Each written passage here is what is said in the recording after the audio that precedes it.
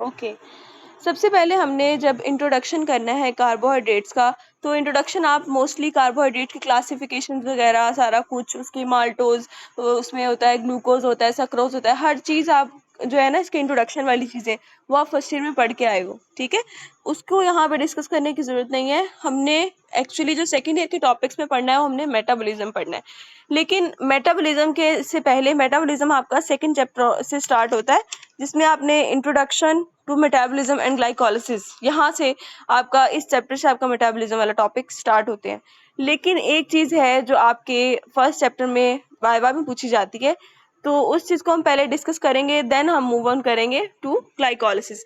अच्छा, एक बात मैं आपको थोड़ा सा बता दूं कि आज हमने जो जो चीज़ें डिस्कस करनी है उनमें सबसे पहले हमारे पास, सॉरी इसको इरेज करूँ, थोड़ा सा पॉइंटर हम हटा करते हैं। अच्छा, पहली चीज़ हमने करनी है लैक्टोज इंटॉलरेंस, ठीक है। उसके बाद हमने मूव करना है चैप्टर नंबर 2 पे, ठीक है। उसके अंदर हमने स्टार्ट जो लेना है वो हमने लेना है ओवरव्यू ऑफ ग्लाइकोलिसिस, ठीक है। ओवरव्यू इसका ग्लाइकोलिसिस का, ठीक है। उसके अंदर ओवरव्यू ऑफ ग्लाइकोलिसिस में आपको क्या चीज़ मिलेगी, डिफरेंस बिटवीन, ठीक है, एरोबिक एंड एनएरोबिक ग्लाइकोलिसिस, ठीक है। ये हमने डिफरेंस करना है। उसके बाद नेक्स्ट हमने किस चीज़ पे मूव ऑन करना है, ओवरव्यू के बाद हमने नेक्स्ट जाना है कि ग्लूकोज आपके सेल के अंदर एंटर कैसे होगा, ठीक है। ग्लूकोज की पहले हमने कर लिया उसका ओवरव्यू। ओवरव्यू के बाद हमने क्या करना है, ग्लूकोज ट्रांसपोर्ट, ठीक है। ग्लूकोज कैसे ट्रांसपोर्ट हो रहा है सेल के अंदर, और अगर सेल के अंदर ग्लूकोज ट्रांसपोर्ट हो चुका है जिस भी मैकेनिज्म से, इसके 2 मैकेनिज्म है, वो मैं आपको दोनों बताऊंगी, और उसमें बताऊंगी कौन कौन सी चीज एमसीक्यू पॉइंट में आती है, ठीक है, कौन कौन सी चीज एससीक्यू में बन के आती है, वो मैं आपको सारा कुछ बताऊंगी। अच्छा, इसमें ग्लूकोज जो है वो कि उसकी पहले ट्रांसपोर्ट देखनी है, और अगर सेल के अंदर ग्लूकोज एंटर हो चुका है, ठीक है, तो अंदर उसको रिटेन कैसे रखना है कि वो दोबारा से बाहर ना आ जाए।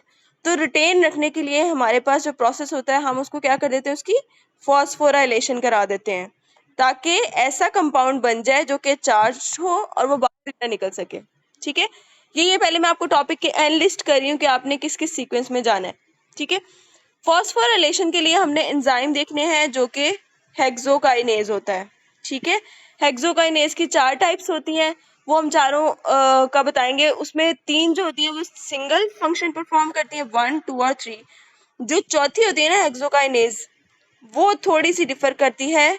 अब हमने एक तो डिफरेंस पढ़ना है एरोबिक एनारोबिक का, एक डिफरेंस पढ़ना है ये पहली 3 हेक्सोकाइनेज और चौथी हेक्सोकाइनेज, जिसको हम मिसलीडिंगली ग्लूकोकाइनेज भी कहते हैं, इनका आपस में डिफरेंस पढ़ना है, ठीक है। उसके बाद हम देखेंगे, अगर हमारे पास टाइम हुआ तो हम नेक्स्ट टॉपिक पे मूव ऑन करेंगे। अभी हम पहले ये चीजें कवर करने लगे। अच्छा, सबसे पहले हम अपने पहले टॉपिक पे आते हैं, लैक्टोज इंटॉलरेंस पे, ठीक है। यहाँ पे हम लिख लें लैक्टोज इंटॉलरेंस। अब इसमें क्या होता है, लैक्टोज इंटॉलरेंस में ना ये मोस्टली उन्होंने कहा है 60% ऑफ द वर्ल्ड अडल्ट, 60% लोग जो है ना वर्ल्ड के, उसके उनके अंदर क्या है कि लैक्टोज इंटॉलरेंस है। लैक्टोज इंटॉलरेंस क्या होता है, लैक्टेज एंजाइम होता है, ठीक है, जिसने लैक्टोज को तोड़ना होता है, लैक्टेज एंजाइम है, ठीक है, एंजाइम है। एक एंजाइम होता है कि जब आप दूध पीते हो ना, दूध में होता है आपके पास लैक्टोज, ठीक है। उस लैक्टोज को तोड़ने के लिए हमें एंजाइम जो चाहिए होता है वो कौन सा होता है, लैक्टेज एंजाइम, ठीक है।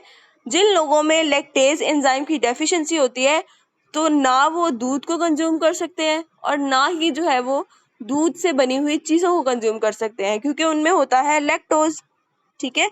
और ये लोग लैक्टोज को तोड़ ही नहीं सकते, ठीक है। एक बात मैं आपको बता दूं, जब बॉडी के अंदर कार्बोहाइड्रेट्स एंटर होते हैं, चाहे वो किसी भी फॉर्म में हो, बेशक लैक्टोज की फॉर्म में हो, बेशक वो माल्टोज की फॉर्म में हो, बेशक वो सक्रोज की फॉर्म में हो, वो अल्टीमेटली उन्होंने ग्लूकोज की फॉर्म में कन्वर्ट होना ही होना होता है, क्योंकि ग्लाइकोलिसिस के अंदर मोस्टली जो ग्लाइकोलिसिस होती है ना, वो आपकी उसी की होती है, ग्लूकोज की होती है, क्योंकि जितनी भी आप शुगर्स लेते हो वो अल्टीमेटली किसी ना किसी तरह स्टमक में जाकर, इंटेस्टाइन्स में जाकर किसी ना किसी तरह ग्लूकोज में कन्वर्ट हो ही जाती हैं, ठीक है। उसको पहले ग्लूकोज में हमें कन्वर्ट करना पड़ता है और फिर वो ग्लूकोज आगे यूटिलाइज होती है आपकी ग्लाइकोलाइसिस में, मेटाबॉलिज्म उसका होता है, सारा कुछ होता है। तो लेकिन इसको हमने लैक्टोज को ग्लूकोज में कन्वर्ट करना जरूरी है कि हम इसको यूज कर सके। उसके लिए हमें एंजाइम जो चाहिए वो लैक्टेज चाहिए। अब जब इस एंजाइम की डेफिशिएंसी होगी तो वो बंदे जो होते हैं वो लैक्टोज इंटॉलरेंट कहलाते हैं। अच्छा, अब इन लोगों में होता क्या है, जब लैक्टोज की डेफिशिएंसी होती है ना, तो लैक्टोज के साथ सलूक क्या होता है, बॉडी के अंदर चला गया है। देखो ये आपकी स्मॉल इंटेस्टाइन, ठीक है। उसके बाद हम यहाँ पे बना लेते हैं, ये वाला नीचे वाला पोर्शन है आपका लार्ज इंटेस्टाइन का, समझ लें। अच्छा, ये है स्मॉल इंटेस्टाइन, ठीक है। अब क्या हुआ कि एक बंदा है, उसने दूध पिया है, उसकी बॉडी के अंदर लैक्टोज आ गया है, ठीक है। अब वो बंदा, नॉर्मल बंदे में क्या होता है कि ये लैक्टोज जो होता है ना, या दो चीजों में कन्वर्ट होता है, ग्लूकोज में और ग्लैक्टोज में, ठीक है, दो चीजों में कन्वर्ट होता है। अब अगर कोई बंदा, और किस एंजाइम ने करना है, लैक्टेज एंजाइम ने इसको तोड़ना है। अब यहाँ पे खतरा कहाँ पे आया कि लैक्टेज एंजाइम डेफिशिएंट है यहाँ पे, ठीक है। तो क्या होगा कि लैक्टोज जो है ना वो कन्वर्ट ही नहीं हो सकता ग्लूकोज और ग्लैक्टोज में, तो लैक्टोज सरवाइव कर जाएगा और लार्ज इंटेस्टाइन में जो चीज एंटर हो रही है वो ग्लूकोज या ग्लैक्टोज नहीं एंटर हो रही, वो डायरेक्टली लैक्टोज खुद ही एंटर हो गया, ठीक है। आपको पता है कि आपके लार्ज इंटेस्टाइन, ये लार्ज इंटेस्टाइन बनाई है हमने, ठीक है। लार्ज इंटेस्टाइन में क्या होता है, लार्ज इंटेस्टाइन में बैक्टीरियाज होते हैं, ठीक है। बैक्टीरियाज ने क्या करना है, इसको तोड़ना फोड़ना शुरू कर देना है, जो लैक्टोज आई है। अच्छा, इसको तोड़ेंगे तो कौन कौन से बाई प्रोडक्ट बनाएंगे, एक तो उन्होंने बनानी है कार्बोहाइड्रेट, दो गैसेस बनेगी, ठीक है। दूसरी गैस कौन सी है, H2। दो हमने गैसेस की बात कर ली, और इनको हमें कैसे पता चलेगा कि ये गैसेस प्रोड्यूस हुई हैं, इनकी वजह से उस पर्सन में ब्लोटिंग हो जाएगी। ब्लोटिंग, गैस जब अकोमोलेट कर जाती है ना तो पेट फूल जाता है, ठीक है, ब्लोटिंग होगी इनकी वजह से उस बंदे में। उसके अलावा ये जो H2 है, ये हम उस बंदे की सांस में, ब्रीथ में भी मेजर कर सकते हैं, ठीक है। उसके अलावा ये तो दो चीजें बन गई, इनकी वजह से ब्लोटिंग हुई है और हम इसको ब्रेथ में मेजर कर सकते हैं। उसके अलावा दो चीजें और बनती हैं, यहाँ पे स्पेस की कमी है इसलिए मैं आपको बता रही हूँ कि अब देखो, एक तो हमने गैसेस की बात कर ली, लार्ज इंटेस्टाइन ही है, लेकिन इसके अलावा दो चीजें बनती हैं। पहली तो 2 कार्बन मेटाबोलाइट होता है जिसको हम कहते हैं एसिटिक एसिड, ठीक है, एसिटिक एसिड बना। दूसरी चीज जो हमारे पास बनती है वो 3 कार्बन मेटाबोलाइट होता है जिसको हम लैक्टिक एसिड कहते हैं, ठीक है, लैक्टिक एसिड, ठीक है। एक एसिटिक एसिड और दूसरा लैक्टिक एसिड। इन दोनों एसिड्स की वजह से एक तो डायरिया होता है, ठीक है। जब डायरिया होगा ना तो उस बंदे में वाटर का लॉस बहुत ज्यादा हो रहा है, डायरिया में आपको पता है लूज मोशन वगैरह होते हैं, तो उसकी वजह से क्या होगा, उस बंदे में डिहाइड्रेशन भी होनी शुरू हो जाएगी। तो 3 सिम्टम्स हमें यहाँ पे सामने आएंगे कि सबसे पहले क्या हुआ है कि स्मॉल इंटेस्टाइन में लैक्टोज आया है, हमारे पास उसका एंजाइम ही नहीं उसको तोड़ने के लिए, तो वो कन्वर्ट नहीं हो सकता इनटू ग्लूकोज एंड ग्लैक्टोज। तो अब जब वो कन्वर्ट नहीं होगा तो लैक्टोज डायरेक्टली एंटर किस में हो गया है, लार्ज इंटेस्टाइन में। जब लार्ज इंटेस्टाइन में एंटर हुआ है तो उसने क्या बनाया है, एक 2 कार्बन कंपाउंड बनाया है जिसको हम एसिटिक एसिड कह रहे हैं, एक 3 कार्बन कंपाउंड मेटाबोलाइट बनाया है, ठीक है, उसको हम कहते हैं लैक्टिक एसिड। उसके अलावा 2 गैसेस बना रहा है, एक कार्बोहाइड्रेट बना रहा था, ठीक है, कार्बन डाइऑक्साइड, दूसरी कौन सी गैस बना रहा था, H2।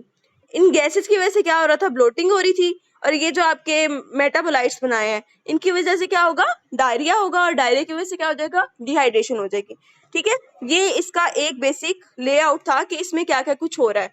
अब लैक्टोज एंजाइम की डेफिशिएंसी हुई कैसे, वो भी तो पता होना चाहिए ना, कि हमारे पास किसी बंदे को अगर लैक्टेज एंजाइम की डेफिशिएंसी है तो वो क्यों है, किस लेवल पे है, लैक्टेज एंजाइम डेफिशिएंट है, ठीक है। अब इसके बारे में जब तहकीक की गई तो उन्होंने जब इसको चेक किया तो उनको पता लगा कि क्रोमोसोम जो 2 होता है ना, क्रोमोसोम 2, उसके ऊपर एक सीक्वेंस होती है, उसमें एक रीजन होता है, ठीक है, एक रीजन के ऊपर एक सीक्वेंस में जरा सा चेंज आता है, ठीक हो गया। वो क्रोमोसोम 2 है ना, उसमें डिफेक्ट आया है, म्यूटेशन उसमें आई है, जिसकी वजह से क्या होता है कि लैक्टेज एंजाइम बन ही नहीं पाता, ठीक है, ये इसकी हो गई आप कह सकते हैं कि एटियोलॉजी, या इसका फैक्टर के जेनेटिक फैक्टर भी है हो सकता है, या चेंजिंग जहाँ पे आई है ये वो चीज़ है। अच्छा, ये आपने इसका रीजन पढ़ लिया कि लैक्टेज क्यों डेफिशिएंट है। उसके बाद अगर किसी बंदे को ये ऑलरेडी है तो उस बंदे में इसको ट्रीट कैसे किया जा सकता है। ठीक है, ट्रीटमेंट देख लेते हैं इसका। ट्रीट कैसे करना है, सबसे पहले तो ये है कि जिन चीज़ों में मिल्क वगैरह है, ठीक है, मिल्क प्रोडक्ट्स, बटर, चीज़, ठीक है, वो चीज़ें कम मिकदार में लेनी शुरू कर दो। हाँ जी, ठीक है, मैं कर देती हूँ। इसमें ना डिफेक्ट आ जाता है, जो क्रोमोसोम 2 होता है ना, क्रोमोसोम 2 के ऊपर एक सीक्वेंस होती है, ठीक है, डीएनए की, उसमें स्मॉल वेरिएशन आ जाती है। वेरिएशन किसी भी वजह से भी हो सकती है, मे भी हो सकता है उसका जेनेटिक फैक्टर इन्वॉल्व हो, मे बी इन्वायरमेंटल कोई फैक्टर ऐसा इन्वॉल्व हो, या with the passage of time age के साथ हो सकता है। ठीक है, डिफरेंट टाइप के इसके फैक्टर्स हो सकते हैं, जिसकी वजह से क्या हो सकता है कि म्यूटेशन आ सकती है इन क्रोमोसोम 2। क्रोमोसोम 2 के ऊपर जब उसकी स्पेसिफिक डीएनए सीक्वेंस के अंदर चेंजिंग आएगी ना, तो उसकी वजह से क्या होगा कि जिस एंजाइम ने, जिस जीन ने इनकोड करना है ना आपका लैक्टेज एंजाइम, वो जीन खराब हो गया है। ठीक है, जीन से बनती है ना प्रोटीन्स, और एंजाइम, एंजाइम भी तो प्रोटीन्स होते हैं ना। Lactase is also an enzyme, या वो भी प्रोटीन से बना हुआ है। ठीक है, और जिस जीन ने इनकोड करना है उस जीन में म्यूटेशन आ गई, वेरिएशन आ गई, और वो जीन कहाँ पे है, आपके क्रोमोसोम 2 पे है। ठीक है, ये इसकी टियोलॉजी है। उसके बाद इसके ट्रीटमेंट होता है कि वो चीजें आपने कम लेनी है जिनके अंदर चीज हो, मिल्क हो। ठीक है, हाँ जी,